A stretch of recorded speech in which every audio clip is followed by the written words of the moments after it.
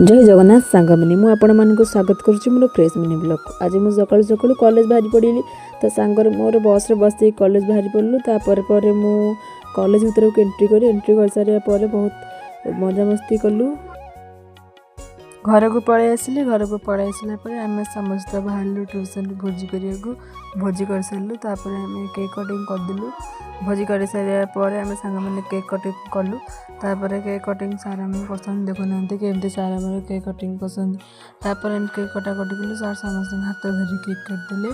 तापर केक काट सारे समस्त खंडे खंडे केक खाइले। केक खाई पेट फुला आउ कौन भोजी खाइबे।